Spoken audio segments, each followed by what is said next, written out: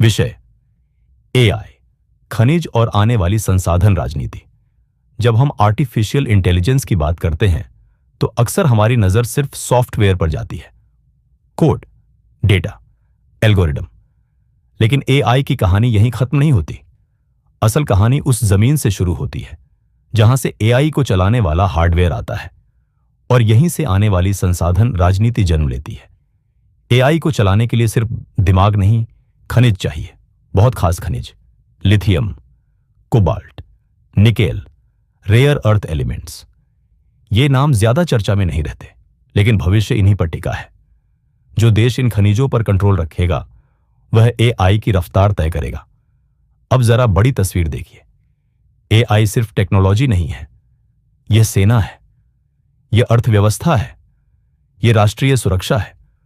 और जब एआई इतना ताकतवर हो जाता है तो उसके संसाधन राजनीतिक मुद्दा बन जाते हैं। यहीं से नई संसाधन राजनीति शुरू होती है। पहले तेल पर लड़ाई थी, फिर गैस पर, अब खनिजों पर होगी। लेकिन यह लड़ाई टैंकों से नहीं होगी, यह निवेश से होगी, अनुबंधों से होगी और सप्लाई चेन से होगी।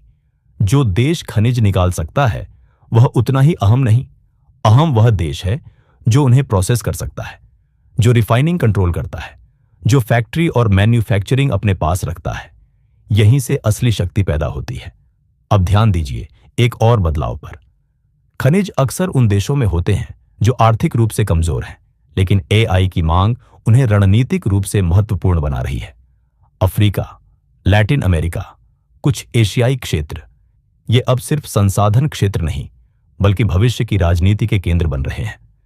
बड़ी ताकतें यहां सैनिक नहीं भेज रही, वे कंपनियां भेज रही हैं, बैंक भेज रही हैं, लंबे समझौते भेज रही हैं। यही है नई संसाधन राजनीति, शांत, धीमी, लेकिन बेहद असरदार। अब एक जरूरी बात समझिए, एआई का विकास जितना तेज होगा उतनी तेज खनिजों की मांग बढ़ेगी, और जैसे जैसे मांग बढ़ेगी वैसे वैसे दबाव भी बढ़ेगा। दबाव पर्यावरण पर, दबाव स्थानीय राजनीति पर, और दबाव वैश्विक संतुलन पर।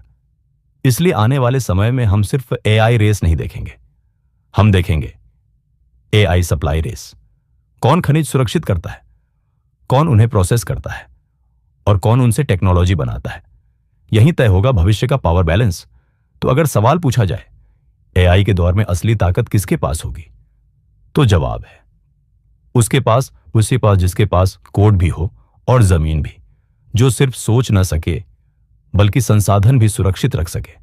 क्योंकि आने वाली दुनिया में युद्ध डेटा से लड़े जाएंगे, लेकिन जीते जाएंगे खनिजों से। अगर आपको यह वीडियो जानकारीपूर्ण लगा हो तो लाइक करें, कमेंट में अपनी राय लिखें, शेयर करें ताकि यह औरों तक भी पहुंचे। और ऐसी ही जानकारी के लिए